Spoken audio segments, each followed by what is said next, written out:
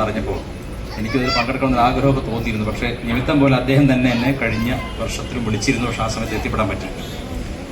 ഒരു രാമായണത്തെപ്പറ്റി പല രീതിയിലും പല ദൃഷ്ടികോണിലൂടെയും കണ്ടവരുണ്ട്. വളരെ ശ്രദ്ധേയമായൊരു കാര്യം, രാമായണം ഒരു ലൈഫ് നെഗറ്റീവായിട്ടുള്ള സന്ദേശമല്ല നൽകുന്നത്. പലരും അങ്ങനെ രാമനെ ചിത്രീകരിക്കാൻ വേണ്ടി ഒരുപാട് ശ്രമിക്കുന്നുണ്ടെങ്കിലും ഈ ഭാരതത്തിനൊരു കാരണം, ഇപ്പോൾ ഞാൻ എൻ്റെ സുഹൃത്തുക്കളായ ഒരുപാട് കോൺഗ്രസ്സുകാരോട് പറയാറുണ്ട്, നിങ്ങളുടെ ആരാധ്യ മൂർത്തിയായ സാക്ഷാൽ ഗാന്ധിജി രാമരാജ്യത്തെപ്പറ്റിയും രാമൻ്റെ മഹത്വത്തെപ്പറ്റിയും രാമൻ്റെ ഗുണഗണങ്ങളെപ്പറ്റിയും പറഞ്ഞ ആളാണ്. രാമനെപ്പറ്റി പഠിക്കുക എന്നുള്ളത് ഒരു കോൺഗ്രസ്സുകാരൻ്റെ ഏറ്റവും അടിസ്ഥാന ധർമ്മമായിട്ട് എന്തുകൊണ്ട് നിങ്ങൾ എടുക്കുന്നില്ല എന്നതിനിടയ്ക്ക് അവരോട് ചോദിക്കാറുണ്ട്. പക്ഷെ അവർക്ക് എന്തെങ്കിലും കാര്യങ്ങൾ ആഴത്തിൽ പഠിക്കുന്നതിൽ താല്പര്യം ഇല്ല എന്നാണ് എനിക്ക് തോന്നുന്നത്. ഞാൻ ഗ്ലിംപ്സസ് ഓഫ് വേൾഡ് ഹിസ്റ്ററി നെഹ്റു എഴുതിയതൊക്കെ ഞാൻ 2-3 തവണ ഈ ഒരു 30 വർഷത്തിലേക്ക് വായിച്ചിട്ടുണ്ട്. വളരെ ഗംഭീരമായി ഒരാൾക്ക് ഒറ്റയ്ക്ക് ഒരു ചരിത്ര പുസ്തകം എഴുതാൻ പറ്റുമെന്ന് പറഞ്ഞാൽ അത്രയധികം വായനയും അറിവും ഉള്ളതുകൊണ്ടാണ്. നെഹ്റുവിനെ പറ്റി പറയുന്ന മറ്റു പല കാര്യങ്ങളൊന്നും ഞാൻ അങ്ങനെ എടുത്ത് വിമർശിച്ച് പറയാറില്ല. കാരണം ഒരു ബുദ്ധിജീവി എന്ന നിലയ്ക്ക് നെഹ്റു വളരെ അത്ഭുതകരമായ 2 ഗ്രന്ഥങ്ങൾ എഴുതിയിട്ടുണ്ട്. പക്ഷെ അതുകൊണ്ട് നെഹ്റു എനിക്ക് എന്തുകൊണ്ട് പൂർണ്ണമായും രാമനോളം ആരാധ്യനാവുന്നില്ല എന്നത് അറിയണമെങ്കിലും ഈ കോൺഗ്രസ്സുകാരും BJP-ക്കാരും CPM-കാരും ഒക്കെ രാമായണം വായിക്കണം എന്നാണ് എൻ്റെ അഭിപ്രായം. പലർക്കും രാമായണത്തിൽ വാൽമീകീയ രാമായണത്തിൽ ഇല്ലാത്ത കഥകളോടാണ് താല്പര്യം. പിന്നീട് രാമചരിതമാനസത്തിലും അതുപോലെ ലോകത്തെമ്പാടും ആഫ്രിക്കൻ രാമായണമുണ്ട്, വയനാടൻ രാമായണമുണ്ട്. ലോകം മുഴുവൻ പല നാട്ടിൽ പല രീതിയിൽ പ്രചരിക്കപ്പെട്ട ഒരു കഥയാണ് രാമകഥ. ചിലർ പറയുന്നത് വെറും കഥയാണ്, തട്ടിക്കൂട്ട് കഥയാണ്, എന്തോ ആയിക്കോട്ടെ. പക്ഷെ ആ കഥാപാത്രം നമ്മെ പഠിപ്പിക്കുന്ന ചില കാര്യങ്ങളുണ്ട്.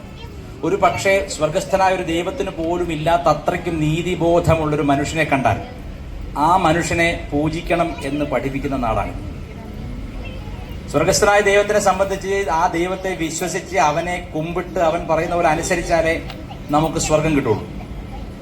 രാമനെ സംബന്ധിച്ച് നിന്ദിച്ചാലും വന്ദിച്ചാലും രാമന് സമമാണ്. രാമൻ വസിഷ്ഠന്റെ ശിഷ്യനാണ്, വിശ്വാമിത്രന്റെ ശിഷ്യനാണ്.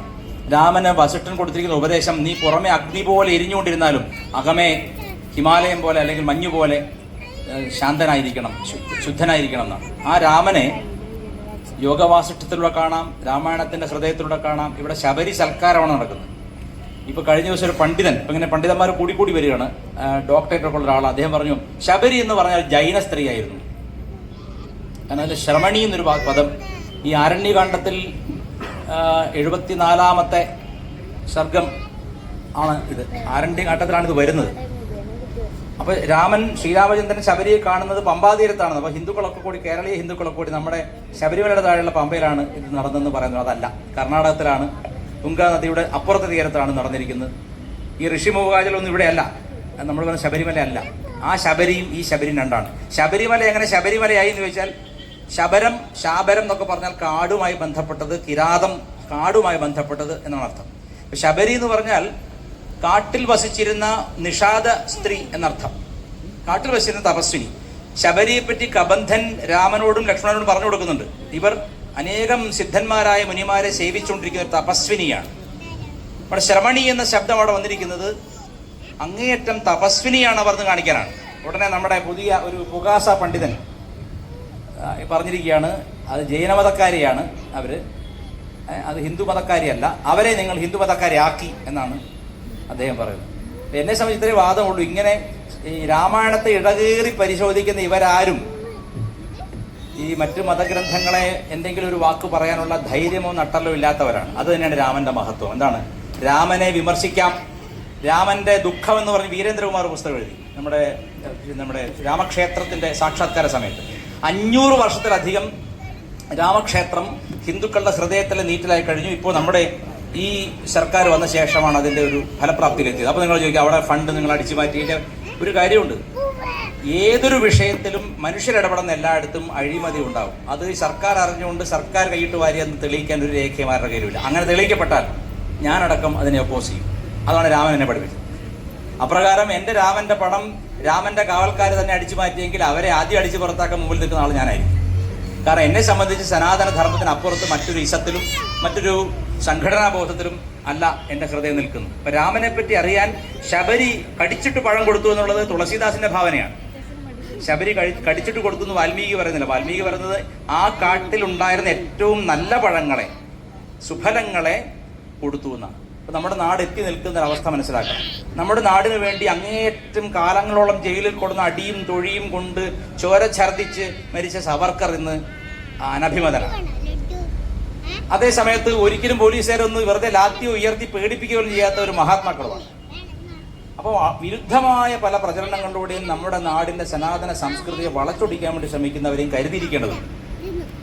അപ്പോൾ ഈ ശബരി നൽകുന്ന പാഠം താൻ ഏത് കുലത്തിൽ ജനിച്ചു എന്നതോ തൻ്റെ ജാതി എന്നതോ അല്ലെങ്കിൽ തൻ്റെ സമ്പത്ത് എന്നതോ ഇതൊന്നും ചിന്തിക്കാത്ത ഒരു മനുഷ്യനെ കാണാണ് അവിടെ. ഇപ്പം രാമൻ എല്ലാ അർത്ഥത്തിലും ഇന്നത്തെ കാലത്ത് ആൾ ദൈവം എന്ന് കളിയാക്കി സക്കറിയെ വിളിച്ചതുപോലെ ഒരു മനുഷ്യൻ ഗുണങ്ങളുടെ മൂർത്തിയായി വസിക്കുമ്പോൾ സത്യം, ദാനം, കൃതജ്ഞത, അതല്ലേ ആദ്യത്തെ ചോദ്യം. കോന്നസ്മിൻ സാമ്പ്രതം ലോകെ ഗുണവാൻ കശ്ച വീര്യവാൻ ധർമ്മജ്ഞശ്ച കൃതജ്ഞശ്ച സത്യവാക്യോ ദൃഢവ്രത. ഇങ്ങനെയുള്ള എല്ലാ ഗുണങ്ങളും ചേർന്നൊരു മനുഷ്യൻ ആരാണെന്ന് ചോദിക്കുന്നത്. പക്ഷെ വാൽമീകി തന്നെ പലയിടത്തും ഈ രാമൻ ദേവനാണ്, വിഷ്ണുവിന്റെ അംശമാണ് എന്ന് പറഞ്ഞു വെച്ചിട്ടുമുണ്ട്. ഇത് മുഴുവൻ വായിക്കാത്തവരാണ് പ്രശ്നം. അങ്ങനെ വായിക്കാൻ പറ്റാത്തവർ, ഇതുവരെ പറ്റിയിട്ടില്ലാത്തവർ മതം ചിന്തിക്കേണ്ട. ലീലാവതി ടീച്ചർ എഴുതി വെച്ചിട്ടുണ്ട് 4 വോളിയുമായിട്ട് DC പ്രസിദ്ധീകരിച്ച് വാങ്ങി വായിക്കണം. അതിന് പൈസ ഒന്നും എനിക്ക് തരാൻ പറ്റില്ല, സ്പോൺസർ ചെയ്യാൻ പറ്റില്ല, നിങ്ങളെല്ലാവരും വാങ്ങി വായിക്കണം. അതിൽ എല്ലാം മലയാളത്തിലും വ്യാഖ്യാനിച്ച് വെച്ചിട്ടുണ്ട്. രാമായണം വായിക്കാതെ രാമൻ വർഗീയവാദിയാണ്, രാമൻ എന്താണ് തലകീഴായി തപസ് ചെയ്ത ശംഭൂകനെ കൊന്നു, അപ്പൊ ശൂദ്രനെ കൊല്ലാൻ വേണ്ടി നടക്കുന്ന ഒരു ബ്രാഹ്മണ പോരാളിയാണ് രാവണൻ എന്നൊക്കെ പറയുമ്പോൾ സത്യത്തിൽ ബ്രാഹ്മണ പോരാളി രാവണനായിരുന്നു മറക്കുന്നു. വേടൻ പറഞ്ഞല്ലോ എനിക്ക് രാമനെ അറിയില്ല, രാവണ പാട്ടനെ അറിയുള്ളൂ. അപ്പൊ ഞാൻ ചോദിച്ചു, ഈ രാവണ പാട്ടനെ പറ്റി മാത്രം ഒരു രാമായണം ഉണ്ടോ? രാമായണത്തിൽ ശ്രീരാമചന്ദ്രസ്വാമിയുടെ ധർമ്മപത്നിയെ തട്ടിക്കൊണ്ടുപോയ ഒരാളെ എനിക്കറിയാം. ആ ആൾക്കെതിരെ നിന്ന് ആ ധർമ്മയുദ്ധം ജയിച്ചു എന്നല്ലാതെ രാമനില്ലാതെ രാവണനെ പറ്റി പറയാൻ സാധിക്കില്ല. അപ്പൊ ഇപ്പോഴത്തെ പിള്ളേരെന്താ പഠിക്കുന്ന? വേടം പറയാണ് എനിക്ക് രാവണപ്പാട്ടനെ മാത്രമേ അറിയുള്ളൂ. അപ്പൊ ഞാൻ എനിക്ക് പറയാം, ആ രാവണപ്പാട്ടന്റെ ശിരസ് കൊയ്തവന്റെ പേരാണ് രാമൻ. എന്തുകൊണ്ടത് ചെയ്തു? എത്രത്തോളം ഒരാൾ പ്രതാപിയായിരുന്നാലും, കുലത്തിൽ മഹിമയുള്ളവനാണെങ്കിലും, ഋഷിമാരുടെ പൗത്രനാണെങ്കിലും, എത്ര വലിയവനാണെങ്കിലും, നിരായുധനാണെങ്കിൽ പോലും, മനുഷ്യനാണെങ്കിൽ പോലും ആ അസുരനെ തോൽപ്പിക്കാനുള്ള ശക്തി ധർമ്മത്തിലുണ്ടെന്ന് കാണിച്ചിരുന്ന മഹാപുരുഷനാണ് രാമൻ. എന്നെ സംബന്ധിച്ച് സ്വർഗസ്ഥനായിട്ട് മനുഷ്യനെ വിശ്വാസിയെന്നും അവിശ്വാസിയും തിരിച്ചിട്ട് എനിക്ക് ഇത്ര നേരം നമസ്കരിക്കുന്നവൻ, അല്ലെ എനിക്കിത്ര പിന്നെ പള്ളിക്ക് കരം തരുന്നവൻ സ്വർഗത്തിലും. അപ്പൊ ഞാൻ പലരും ചോദിക്കാറുണ്ട്, മദർ തെരേസ എവിടെയാണ് ഇപ്പോൾ, സ്വർഗത്തിലാണോ നരകത്തിലാണോ എന്ന് ചോദിക്കും. അല്ലെങ്കിൽ ഗാന്ധിജി എവിടെയാണ്, സ്വർഗത്തിലാണോ നരകത്തിലാണോ? ഈ മതം സ്വീകരിച്ചില്ലെങ്കിൽ നരകത്തിൽ പോകുന്നു പറയുന്നത് അത്ര ഇടുങ്ങിയ ചിന്താഗതിയുള്ള കാലത്ത്